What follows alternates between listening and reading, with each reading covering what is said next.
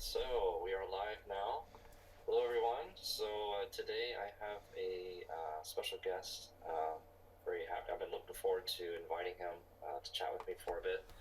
This is Kyle. He's a filmmaker, and we're going to talk about a film that he's been working on and was finished, and it's getting a lot of great reviews. And Kyle, let you tell us about where it's going to be shown and what kind of festivals are interested. And so, Kyle, we go back probably about 8 years. We haven't met in person, but you had Yeah, it's true. a travel blog for a while, I believe, right? And you mentioned a book that I had written, my first novel, because it took place in Malaysia, and I believe you were filming a travel documentary in Malaysia at the time, and mentioned my book, and I reached out to you. So thank you for joining me today. Um, Yeah, all very true. It seemed it. I hadn't even thought about it until you just said it, but we really haven't ever met, have we?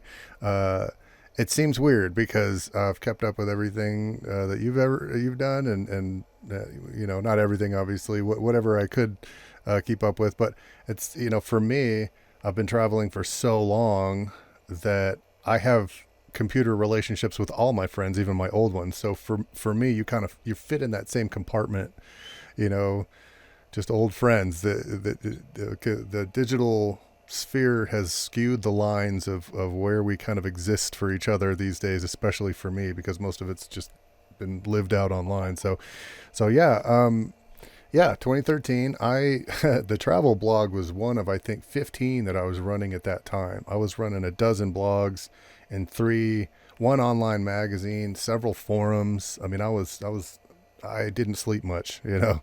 Uh, yeah, that's actually how I paid myself and got to film all the docs, and so I started, and then eventually the docs took off overseas, and I think they've been shown on hotel chains and tourism bureaus and in-flight entertainment on airlines, various different tourism bureau like travel agency websites, and all kinds of digital billboarding and all kinds of stuff. Yeah, when I was in Malaysia, actually before I got well, there, I remember that book, The Third Attempt, and I uh-huh. was remarking, I believe in that review I did for that travel blog, that book, how accurate it was for the street descriptions of the town and just kind of how cryptic it was.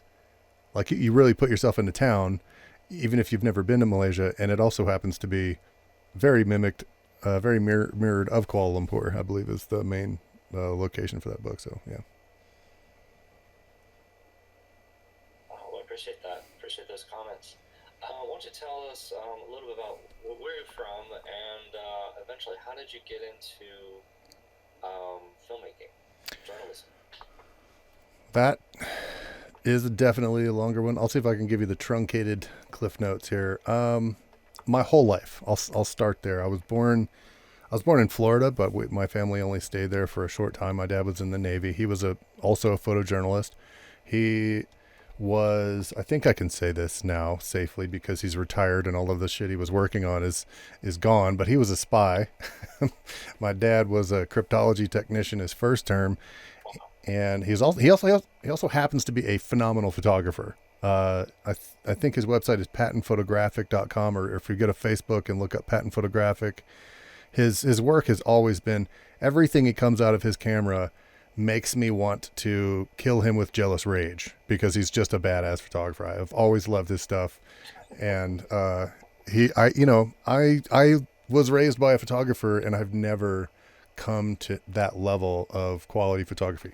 I'll stop ranting about my dad's photography, but so my dad raised my brother and me behind the camera. I mean, he always had a camera. Uh, he started a wedding business. My first job was assisting in that wedding business, the videography business. My first kind of teen job was um, my brother and I would run the churches at cameras at church. It's actually the only reason that I went to church, right? The only way that my dad could get me to go to church was to run the cameras. And, my brother would be down in the booth. And then the next Sunday, I'd be in the booth and he'd be running the cameras. And we had really a good impromptu education in video production and you know, the aesthetics of camera use and the mechanics of camera functions and things like that. Trailing forward, my brother and I both stayed in the field. My brother went into like sound and light and stage and what they call gripping and gaffing and electronic stuff. And he also did a lot of theater stuff. So he traveled with a theater troupe and everything. And I went the side of journalism. Like I've always loved kind of like the moral basis for journalism. And so my first degree after psychology, of course, for about 2 years, I wanted to be a psychologist, but you know, anyway, so I finished, I went off to Indiana University and finished my second undergrad in journalism with a third undergrad in environmental studies, which I was going to hopefully at that time be an environmental journalist. There's a program at the University of Montana at the time called environmental journalism. It was the first PhD of its kind. And it was, for me, perfect because it was the kind of quintessential way to describe technical details to people who need those details in layman's terms. And as a journalist, that's an incredibly useful job. It turned into a huge thing, and it I'm sure made a lot of careers for a lot of people. But I actually was hired right after that degree in Alaska. So I went to Alaska instead of that PhD, thinking I'd get back to it. And it was off to the races from there, because after Alaska, it was my first college teaching job. I taught at the University of Alaska. My great, wonderful mentor / boss, Donald Weber, offered me a job teaching in Thailand at the satellite campus of the university there. There was some kind of loose affiliation, and I was like, yeah, I'll do that. And so I never got back to Montana to finish the PhD, so I went overseas. And I just got back into filming, and it was just a huge romantic period in my life where I refound my love of travel, photography, filmmaking, etc. I started the Travel Geek documentaries in about 2009 or 10, along with a couple of my first books that I published. I lived with this hill tribe in Vietnam, and published a book about that. And then I noticed the stark faces of religion in Malaysia. So I did my second book on the faces of religion in Malaysia, and then I documented all the temples in Cambodia, like 10,000, something like 15 or 500 miles and 10,000 miniature temples or something like that. And that was this really cool bike trip I took through Cambodia. Anyway, a dozen books later and 24 films later, I was getting into, I think, Malaysia when we met, and I guess in large part that, I hope that answers the question. That was I think I got the question in there. No, that's great. And today you're in northern Arizona, is that right? I am, yeah.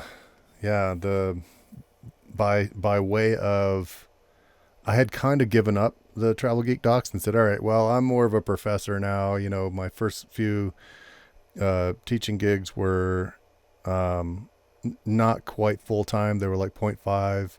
And so I could still have the excuse of being a bum floating around the world, you know. But then when I started working full time, I finished my first master's overseas while in Thailand, actually, still there.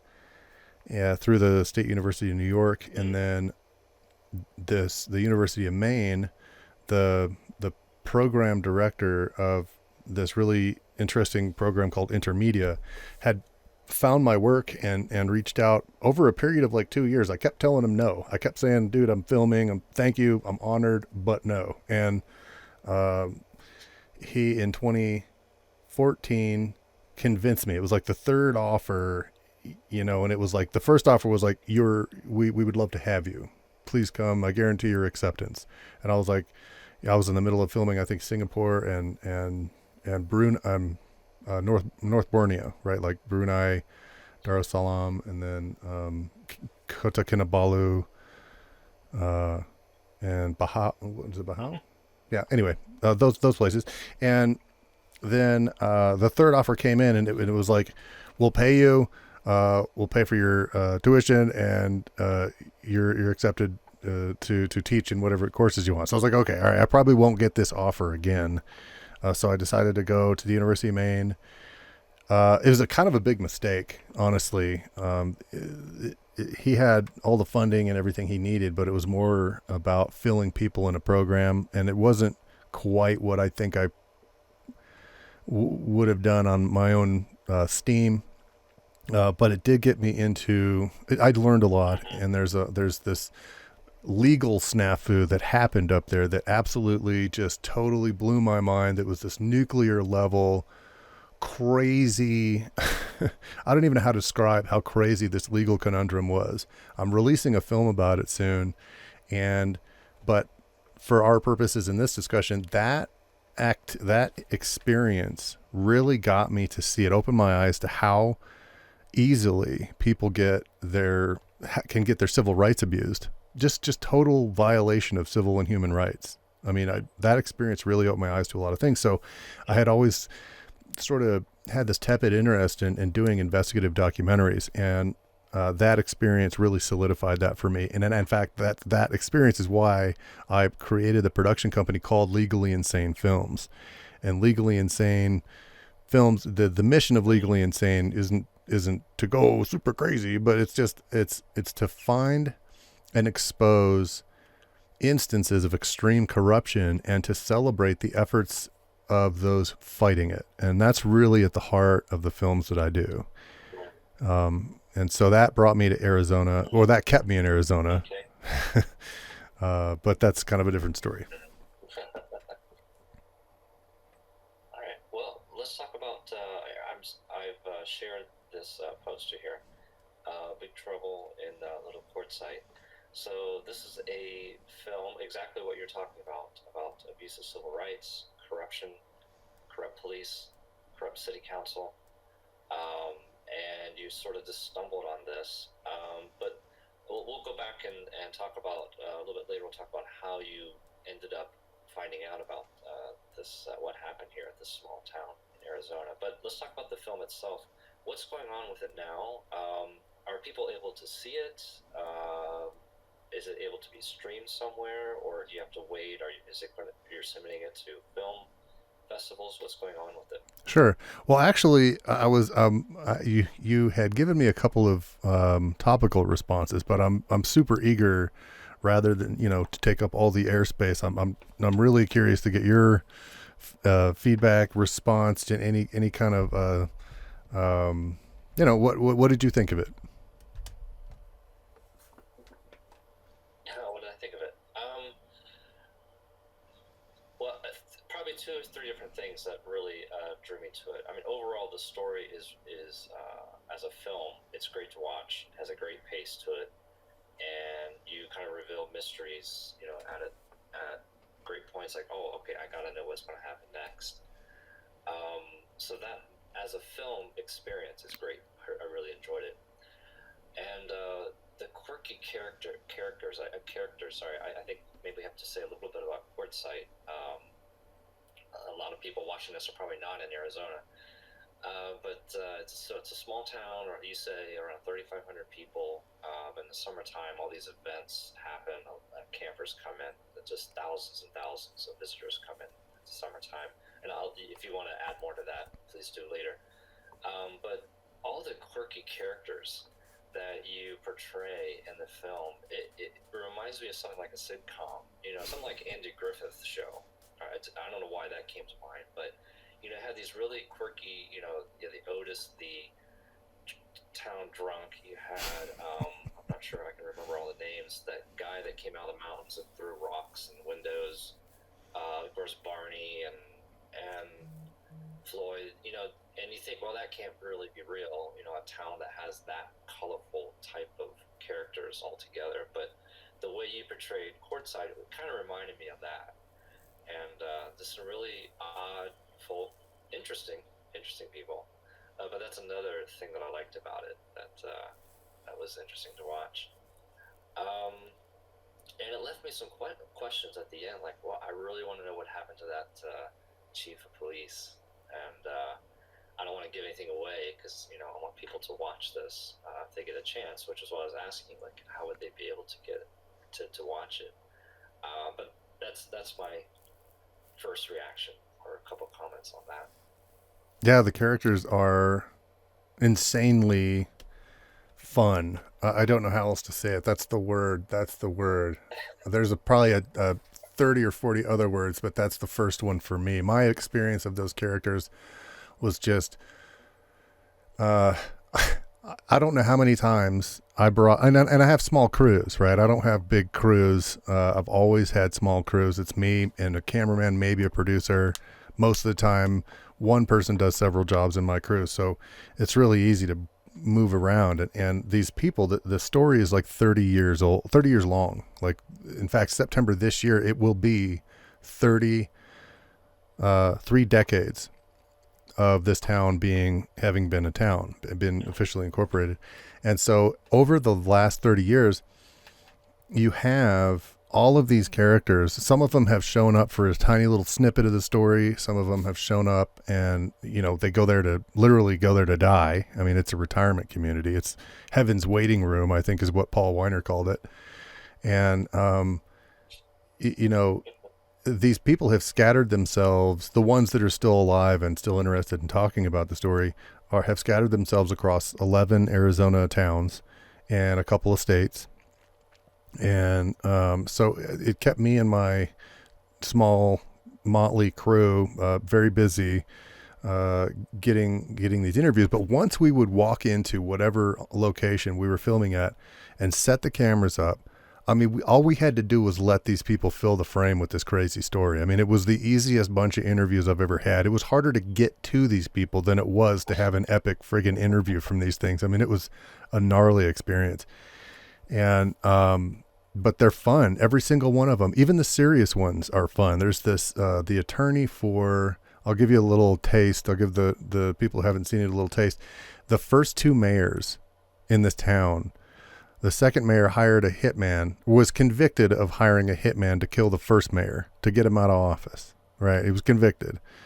And there's a really interesting thing that happens in court. It's kind of a rare and monumental thing, but I'll leave that for the mystery of whatever else. He gets out of jail and becomes mayor again, this guy.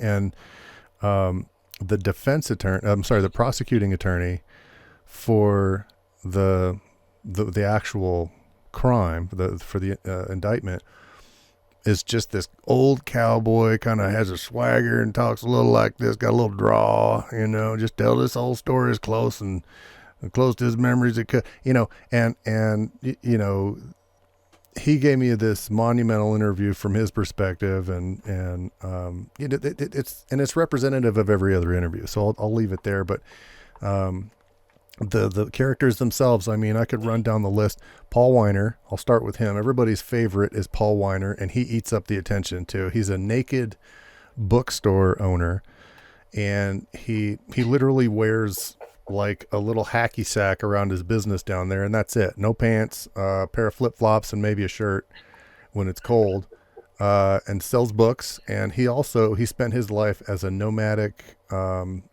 a piano cabaret performer, right? He did comedy cabaret, and the dude is I'll leave him and go to the next one because I could keep talking about him.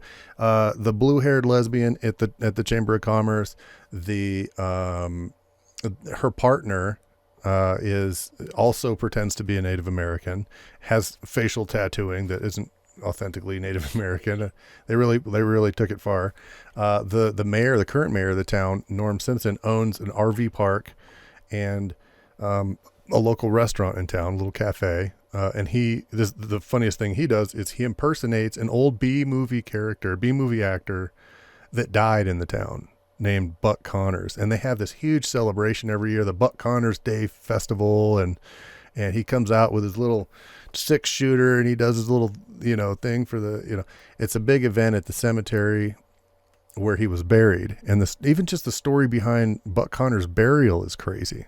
Buck Connor was, half his corpse is in the cemetery and half his corpse is buried on some guy's property who owns a restaurant in town, another one, a Chinese guy in town. And I'll leave your viewers with a little mystery there. So, but you can't even die in this town without a crazy story, right? So like everybody has just these nutty stories. There's a libertarian pig farmer who raises chickens and stuff right in the middle of town. there's a Donald Trump songwriter slash dog groomer slash newspaper reporter who started a newspaper against this other newspaper in town, and they were like warring during the conflict years. I mean, the list just keeps going. There's a squeaky voiced newspaper reporter who kind of pops in and out of like 8 octaves higher, like as he's talking. And you just can't, you wouldn't be able to make these characters up if you put a whole group of Hollywood scriptwriters in a room and like sprayed liquid acid in there for about an hour. You know, like you'd never be able to come up with the same thing. But so yeah, the characters are cool. They drive this story that goes absolutely nuclear, and I'm really not worried about anybody stealing this story from me either. I know it's been covered in little bits and pieces in a lot of different ways, but I'm the first one to have chased down all the people, to have really gotten to the heart of the story, to get. I mean, I'm probably the one person on the planet that actually knows the story, because like I was saying before, the people that started off in the story, they've died or they've left or whatever. And they only have their tiny little snippet of the perspective of the story. And so, and when I talk to them, they really don't, they've never gone and talked to other people about the story. Not only is that the case, right? It would be nearly impossible for any well-funded studio on the planet to get that story on those grounds alone. And several of the people that I've interviewed have since died, right? But I've not only copyrighted the story itself, I've got the literary rights, I've got the audiovisual rights. I did a podcast on it. I've already completed the film itself. So it's going to be really hard for anybody to claim that they came up with this thing originally.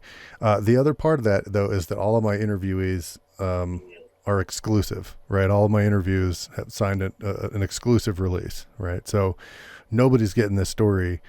But that's okay, because I really want to release it as a ton of different things. I mean, just the characters alone are a good basis for a narrative series.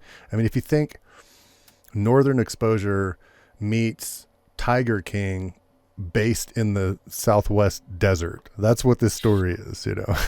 So I really want this thing to turn into something very entertaining, but it also has this very, very, very important, timely lesson that we need to learn in America right now and across the world, of course. But in this story, things got so bad. Everything we've seen in national headlines, the fear mongering, the fake news, the fake news campaigns, and the killing the messenger and instead of just addressing the message, hiring cronyism, that says nothing for all of the police abuse, the abuse of authority, the corruption that climbs all the way to the top. All of these stories that we're seeing nationally have played out in Quartzsite over 30 years. And it's tragic. It's horrible. It destroys families. It destroys the economy. There was no growth for like 30 years of this town. That's why you incorporate, right? But the beautiful thing about it is that you've seen the entire life cycle of this under a microscope of 3,500 people, where nobody can hide from this. And so it effectively is the beginning, middle, and end of this thing. And while it's true to say that it ends exactly how you would assume it would end for a town going, like just taking the gloves off and going straight for the throat for 30 years, it ends horribly.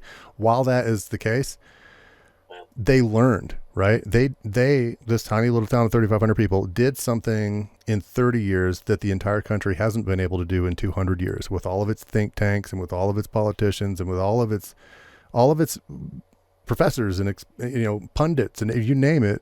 Our country hasn't been able to do what these guys got their shit together and did in 30 years. So it is a huge lesson. It's very, very timely and important. And in fact, when I started, it wasn't all that timely. It was actually just this crazy story I could have released any time as a feature, but 2020 happened right in the middle of production and just sent it on a rocket ship into importance for us. So. Well, how can people watch it? What's going on with the film now? How is it accessible? Yeah. This is the part of the film market in the States that I'm the least familiar with. I have been talking to In fact, just before we talked, I was speaking to the executive producer of A Murder in the Park, and he did a bunch of the Crime Stoppers episodes. I think he actually executive produced all of the Crime Stopper episodes, and he's considering coming in on the project. I'd love to have his help, regardless what role he ends up doing. I've been in discussions with. I'm really not sure if I'm supposed to say it, but I'll go ahead and say it and bleep it out if I need to. But Legacy Films, House of Film, lots of distribution houses, Bullfrog Films. There's a couple in New York City. It's a couple in LA. But these guys are who you kind of try and start with to get tapped into the other major networks. Now, this film, it's definitely like Sundance worthy, right? But Sundance is kind of down the road in next year because I missed this year. I was still editing this year. And it's going to catch on. I have absolutely no doubt that it will be bought as an asset either at a film festival immediately or they'll try to option rights or something like that. But I'll be in pitch sessions throughout the film festival circuit, and that brings me to that. So I've submitted the film into probably a couple of dozen film festivals, and within a few weeks I've already been placed as an official selection. So that's good. I mean, that means people that are screening it are thinking the way you're thinking, which is this is a good story. We want this for our audiences, et cetera, et cetera. So the easy answer would be, I don't know, and we'll find out. But the more detailed answer is that it has a lot of momentum behind it. I mean, right out the gate, it's got an immediate audience. I mean, everybody has been paying attention to America for the last 4 years, and it's only got more relevant as those 4 years have come to a really strange conclusion. And so here we are at the epicenter of the theme that runs a vein right through the center of this film. It will be. I'm not very familiar with filmmaking, but so sorry.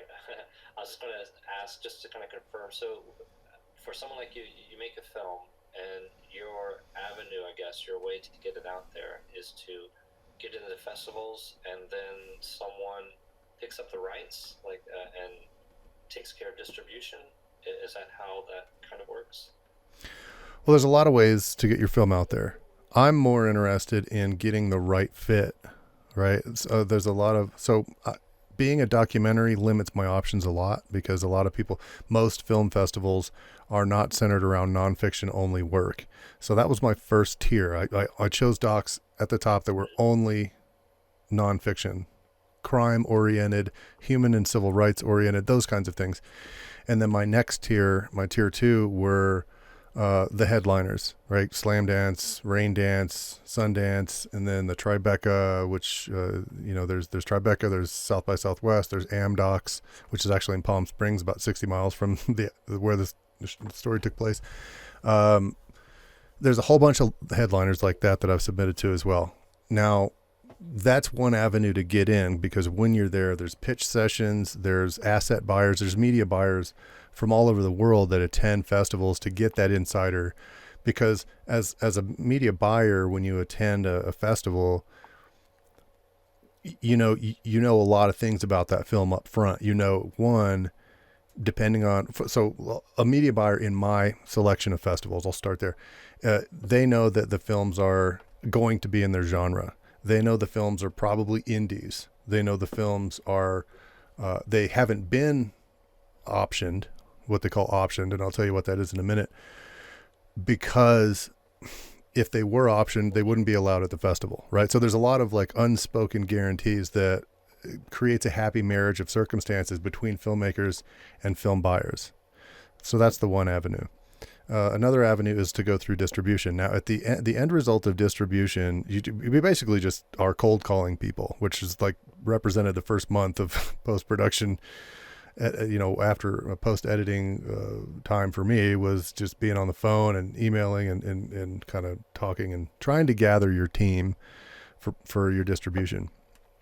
In that process, you have you're going to inevitably stumble on someone somewhere that likes the film and feels that it would fit well in their catalog. This year is very strange, I think, as opposed to years past because of the pandemic and all of the weird economic things that are going on. But traditionally, it the way it happens is you find a distributor, they prep the film for their market. My I have different goals for my film. It doesn't necessarily have to be Netflix. I mean, it's worthy of Netflix. The 4 to maybe 5 or 6 episode series that I want on Netflix is absolutely, I've absolutely got the content and the story for it. Absolutely. But, it doesn't necessarily mean that Netflix is going to fulfill my particular goals of this film. The message of this film is the only thing that's important for me. I need to be paid from it. My crew needs to be paid from it, blah, blah, blah. But for me, the money will come, if I run into a distributor or a streaming network or a PBS or whatever, it's important for me to option those rights. It's more important that I keep the rights to it so that I can make sure that the content I want to get out about this story gets out the right way and my way. And that to me is worth the difference between $8 million and $350,000, right? I would rather have less money and more coverage because the money will come later. I mean, I'll sell the narrative series and that might get on Netflix or something while I still do the doc I want to do on this thing. I'll get it on POV or I'll get it on CBS or I'll get it on, New York Times has a neat little shorts op docs called op docs that they get out. I'll do whatever I want to get that story out. So you have to, when you go into the process of your post-production distribution strategy, is to decide up front what your goals for that film are. So those are my goals. And that kind of taps into what I was saying before about optioning. You really don't want to sell the rights to your film. What you want to do is option the rights to your film. The big name distributors, the big name streaming networks and things like that, they don't want to mess with options. They just want to have original rights to everything so that they can make the creative decisions they want to make for their markets. And that's fine. They certainly have the right to do that. And they certainly have the momentum, right? And most people they fold to that. Most people like, oh, you're going to give me this big price tag.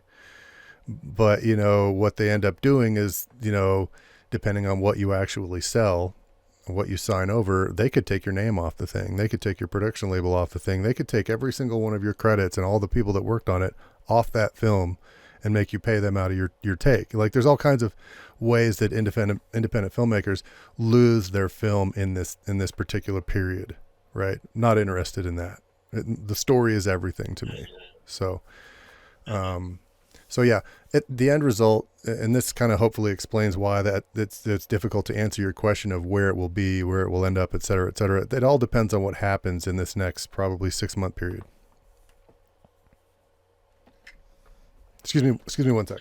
Well, what advice would you give to a young filmmaker?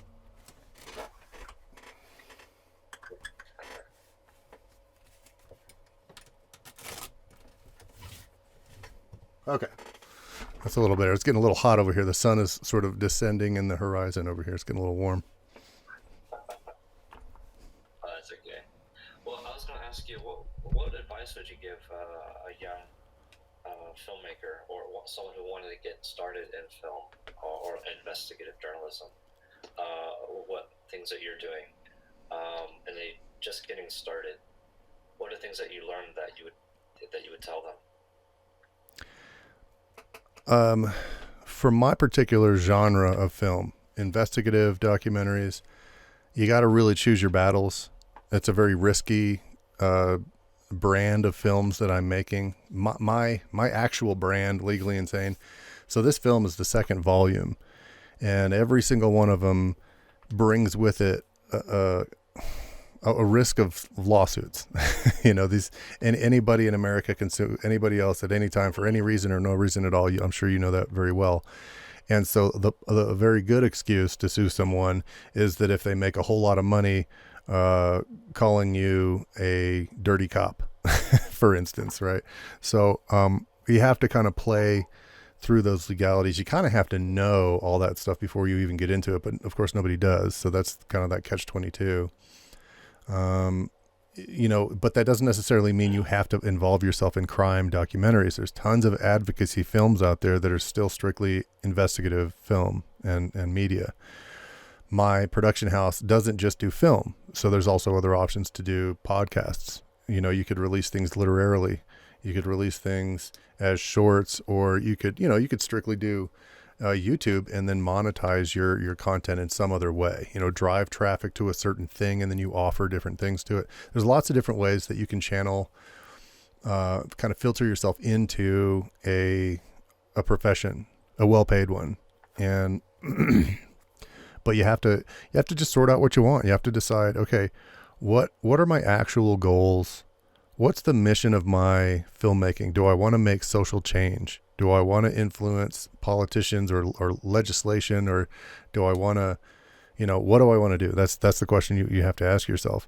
What drives your films, right? Is it strong enough to your mission, to stand the test of time? Is it something that's broad enough that will cover a wide range of years, or is it narrow and likewise, is it also narrow enough to keep your niche market, your original fans, staying with you for the long haul? And so, yeah, just getting your goals out there. Once you have that set up, the next order of business would be logically that you pace, you plot a course to that and you don't derivate from that. Anything that doesn't support that goal, get rid of it. It doesn't matter how good or tasty or sexy the idea is. It doesn't matter how cool it looks on a resume. If it's not serving that mission, you have to prune that. And that's hard to do because it's a lot like having really good footage for a film that doesn't drive the plot of your story, right? You got to get rid of it. And so you got to stick to it. There's a lot of, I think, new people in the film excuse me, the film, like the indie film industry, that are getting into it thinking, I have to use the latest templates. I have to make it super eye catchy, and it has to be a good story, but it also has to be visually explosive. And to an extent that's true, but the film that you saw it has very minimal graphics. It has a very minimal essence, or maybe effort paid to making the thing glitzy, right? There's no explosions, no car chases, but the story was, and will always be king, right? You gotta have good storytelling abilities. And if you're passionate about film and you can't tell a good story, get someone who can, right? You don't have to quit the job just because you're not the best at it. Nobody starts at the top, right? So surround yourself with people who are also in line with that mission. Put your team together, and just, if there's any member of your team that doesn't want to absolutely kick ass, kick them out. And that's it. It's the only way because there's so much competition these days, so much, and there's so many people willing to do all the work for nothing.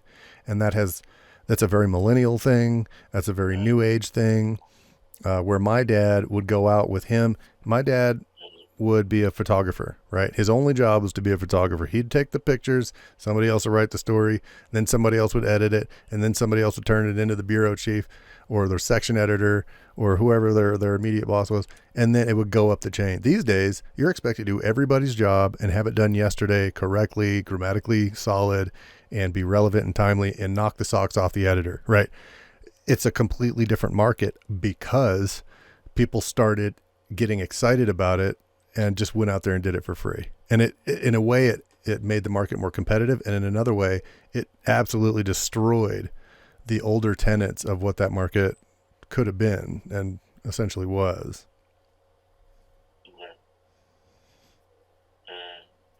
Okay. Well, let's go back to, you have a very interesting story to what led you to making this documentary about Quartzsite.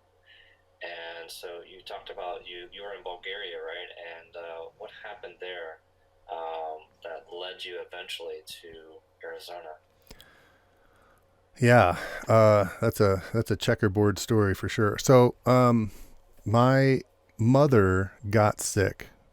She had a bone marrow infection in her left foot that just was not getting any better, and it was starting to become more and more threatening. My aunt was there taking care of her for 6 or 8 months or something, and it was my first academic year of a contract working for the American University in Bulgaria. At all while all that's happening, this new movement in the states, or at least it was hitting the news. It isn't necessarily new. It's actually quite old, but it's come in waves over the years. Um, and it's called the bus life van life movement, and you see it on social media. You see the hashtags van life bus life. This has existed in different forms throughout since the first actual nomad movement in America was the Dust Bowl, because it was affected by the most movements are affected by the economics of the national strata. And the second movement was mostly motivated by the economic climate of the country, post World War II, and climbing up into the 60s. And that was fueled by also the invention of the VW, what they called, I think it was the number one, like the number one van, the VW bus, right? And so the hippies of the 60s got in these buses and just lived in them, traveled around. That's how they made their living. They would sell their wares on the road, et cetera, et cetera. So that was the next big wave in the nomadic movement.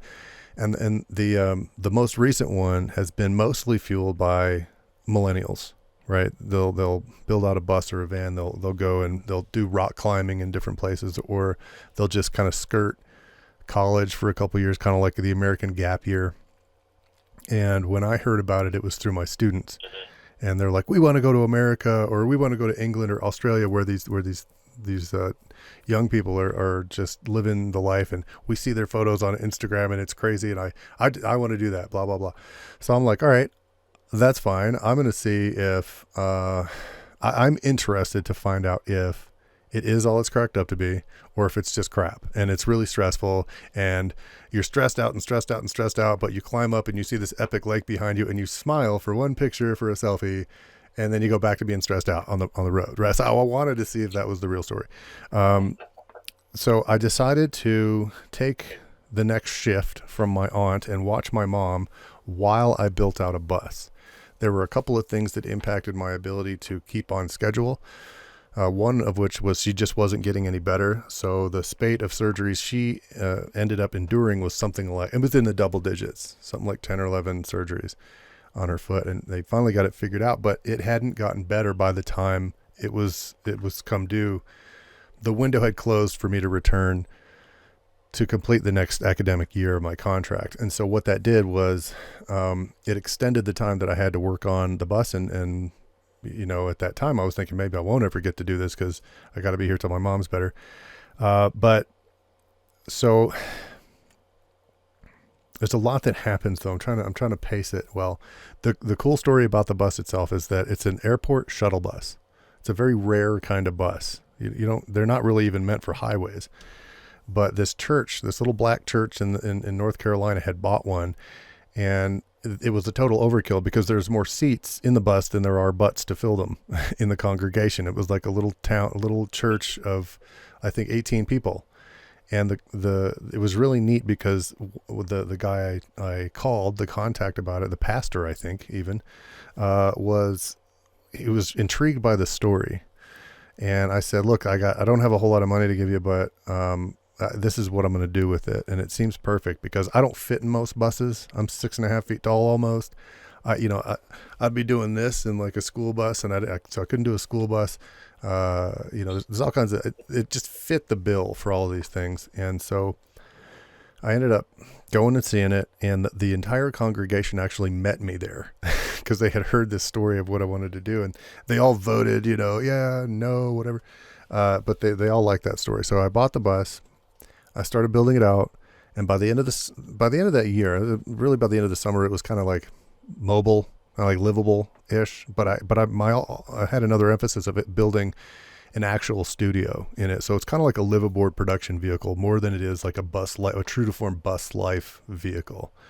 It had, something like 1200 watts of solar on the roof. It had an epic, almost 700 amp hours of battery in the battery array to power my sound and all this stuff that I'm sitting in the studio. Now I've actually converted the bus 2.5 years later. I've converted the bus into my studio, which is great because it's insulated like crazy. And it's perfect. And it sits on my property and I get to leave work at work and go back to my cabin. And anyway, end of the year comes around. My mom's better. And I've missed my window for going back to the university. So I've got all this time on my hands. I've got another 6 months to 8 months before I need to even make a decision. And so I drive across the states and I start filming this thing. But my dad, who had retired the year before, I picked him up. And my dad, who's a videographer, I think I talked about that. He and I hit the road, and he and I hadn't really seen each other for any significant period of time in about 20 years. So it was kind of like a reunion of sorts. And we spent months on the road. It was unbelievable. There was this little dog named Dallas that came with us, and he was just this neat he was a perfect addition to the trip. And it's this really gnarly trip. We decided to end it, over the course of these interviews that I'd have with nomads and things. Everybody said, you got to go to Quartzsite when it gets cold, because Quartzsite, Arizona, is this it's kind of nestled along the California border, 125 miles away from the nearest city of any notable size. And while it's snowing like crazy and everybody's shoveling snow out of their driveways, it's 70 degrees and balmy in Quartzsite. So you got to go there. And they're right. The town of Quartzsite hosts 4x4 meetups, nudist colony meetups, rock and gym enthusiasts, rock hounds from all corners of the world show up there in the winter. You name it. If it's moving on the road, it shows up in Quartzsite in the winter. That's all there is to it. Another thing was the RTR, what's called the Rubber Tramp Rendezvous, and now what's evolved into the Schoolie Palooza is our other meetups there. And so my visit there coincided with all these other groups. So I'd go out and I'd get all these crazy interviews. And I was like, what an ideal, perfect place to wrap for the very first Travel Geek documentary out of 25 films that I've done, the first one in America, filmed with my dad, and to end it right here in the nomad mecca of the world, right? And that's boom. That's like makes the top of my head pop off when I think about it. And so I decided, all right, I got all these cool interviews with people living in their buses and vans. I'm going to go into the Chamber of Commerce and get one last interview. That's it. One interview, then we're wrapping, putting it in the can. And I go in, excuse me, and one of the quirky characters that I told you about, Rain Golden Bear, who's the Chamber of Commerce president, she kind of waddles. She'd probably be taller if she laid down. She's just an itty bitty little lady with blue hair and tattooed face, tattoos next to her eyes. She gave me a good interview, right? But she was very kind of pensive during that interview. And at the end of it, I was like, all right, thank you. I appreciate that. This is going to really go well for my documentary, but why were you so nervous? And she's, she said, I kept waiting for you to ask me about this other thing, quote unquote, in Quartzsite's history. And I'm not sure if I should have asked. To this day, it kind of sits in my memory as a pivotal moment in time, but I didn't know that at the time. So I asked, what other story? And her answer manifested in a 5-hour interview the next day that blew the top of my head clean off. And not only that, but it inspired me to get a couple of interviews. And it wasn't so much at that moment I ditched my Travel Geek doc, but it was after the first few interviews that verified that this crazy story actually existed that I decided, okay, I actually do need to focus on this. This is more timely. It's more politically relevant. It's the kind of doc that I want to do. I can always do the Travel Geek doc. The nomadic movement isn't going anywhere. It's been in America for, 60 years, 70 years. I need to work on this one. So I changed courses, and that's what's kept me here for the last 2.5 years. Okay. Well, that's great. as many people get to see it as possible, especially my friends or family. I'm definitely going to recommend that when it's available, when you got that distribution and stuff, that they see it. So what's on the horizon? What's coming next? What type of project do you see yourself doing after this? Sure. Well, Legally Insane Films is a it's becoming more of a brand. The more I talk about this thing to other people, it's really becoming a catalog house for all these projects. A lot of like the story of the volume one that I kind of talked about before, the nuclear level crazy thing that got this whole ball rolling up in Maine. I really want to release that doc. That's definitely on my horizon. So beyond that, though, there's a story out of North Carolina. Now, let me first say that I take pitches all the time. Right, my website, legallyinsanefilms.com. If you scroll down to the bottom and say pitch your film, you click that, it brings you to the pitch page. I have maybe a handful of pitches that I'd consider. One of them is out of North Carolina, and it's this con artist who, I don't even know how to describe. This is no ordinary con artist. This person conned the FBI. This person walked into a hospital and was ordering, with a smock and a stethoscope, right? Ordering X-rays on patients and stuff. And she's not a doctor, right? She's a scam artist, and she gets. I'm really kind of worried about telling too much about it, but just nuclear level connery and the civil rights aspect of it, because my films always have a civil rights emphasis, is that there's an abuse of the elderly, there's abuse of the civil rights, there's abuse of all these things. There's also people who do a whole lot of harm to a whole lot of people in a way that is not necessarily paid attention to in America, and I think it actually is rooted in mental illness. And that's really kind of at the heart of this story. It's attacking mental illness. There's a lot of issues in America. I kind of, there's a lot of gun rights, gun issues, right, in America, but some of those are mental health issues wrapped in a gun rights issue. Some of those are freedom of speech issues wrapped in, or mental issue wrapped in a freedom of speech issue, or a human or civil rights issue. But I think the source of a lot of these things is mental health, and it's a problem that America has not addressed. We have a substance abuse issue that is only finally being addressed, and I think it's being hampered by big pharma. There's a lot that this particular documentary taps into that will kind of discuss those ideas and offer some, if not solutions, at the grassroots level. At least it'll offer a community of like sufferers. So that's another project I'm interested in. There's an offshoot of the Van Life Bus Life documentary that I just mentioned.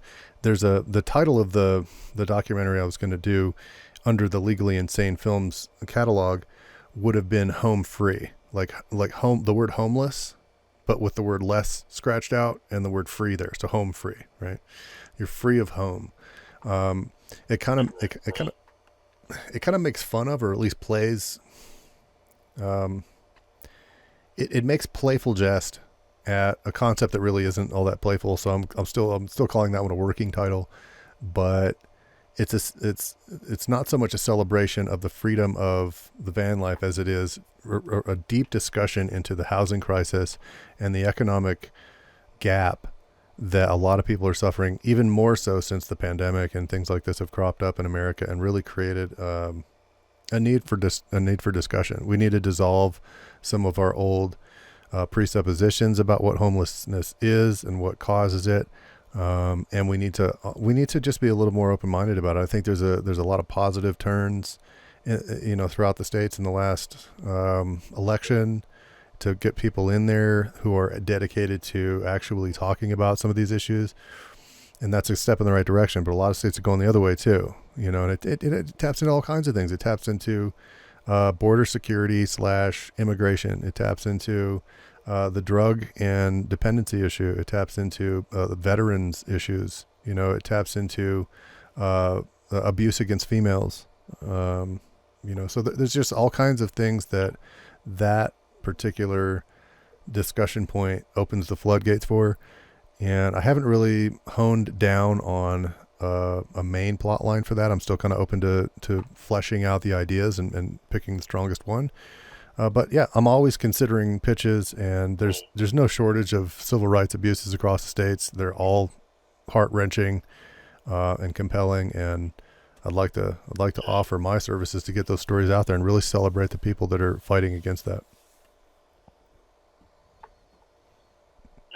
Oh, well, that's great to hear. Well, we're almost up on our hour, and I really appreciate you giving me your time and sharing your experience and talking about this film. And so you've mentioned several places that you've lived. You've been in Vietnam, in Thailand, in Malaysia, Bulgaria, across the U.S. So Arizona, how does that compare to other places that you've been? Tell me a little bit about your environments. What type of environment? Also, what type of environment do you really like to be in? Wow, it's a multifaceted, multi-layered question. I tend to think that All right. no, it's cool. It churns up a lot of creative response. So I tend to think and have historically thought that people in an area that stay in that area, that's where they call themselves from. I'm from so and so. They kind of take on the traits of that area. That's always been my impression historically. And people in Arizona, what do you see growing in Arizona? You see cacti in the desert. You see all these little, juniper bush, thorny leafed vegetation, things. And I think people in Arizona are a little prickly, right? They're nice people, they're genuine people, but they're rough and tumble. They're tough sons of bitches, as my dad probably say. And that brings with it some interesting facets of interaction. By my core nature, I'm a journalist, so I tend to be more absorbative when I travel rather than sort of demonstrative or claiming various things about where I'm from. I'm just sort of I enjoy the discussion, right? You go to Thailand. You mentioned Thailand. People there are so vibrant. I would say, because, and the fruits and vegetables. You've been to Thailand. You're in Thailand. All the fruits and vegetables you see at the markets and stuff, the fish, all these weird little things that crop up out of nowhere. That's the people. They're weird little, but they're fun. They're these neat, exotic creatures that dangle from the trees of epicness in the kingdom of Thailand. It's the only way I know how to describe that. So, I enjoy all things, all climates. I don't really enjoy heat. I have Irish ancestry, and my skin doesn't appreciate the sun so much as beach lovers per se.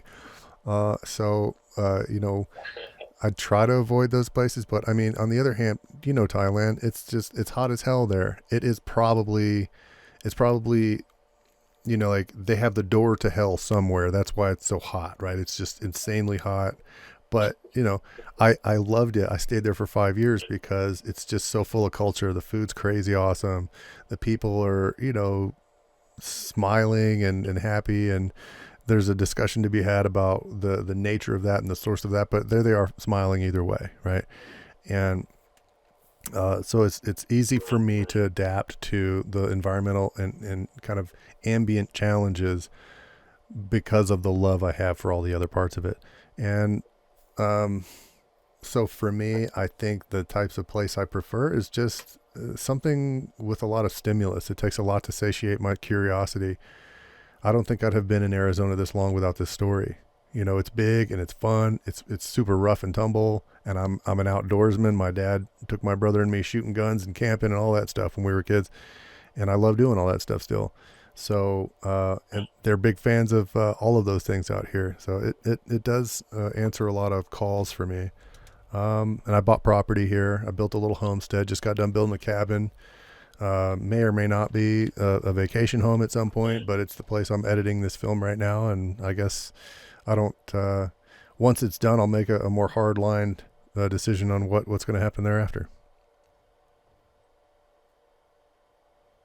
Okay, great, great. Well, thank you again, Kyle, for this talk. I really enjoyed it, and I look forward to seeing what's next, what other projects that you show us. Yeah, well, yeah, more to come. Definitely. That's the name of the game for me. It's put me in line to meet a lot of All awesome right. people, and it's been a pleasure watching your gorgeous daughter grow up over the years and become this smart little human, and keeping up with all the things you're doing with the language schools and all that stuff. And don't don't think I'm joking, man. If something comes up out there you think I should be there for, you let me know. I'm dying to get back out to Thailand. So All right. I'll let you know. All right. All right. Well, take care, buddy. I appreciate it again, and we'll talk again. All right. all right, cheers. Be good. We'll talk to you next time.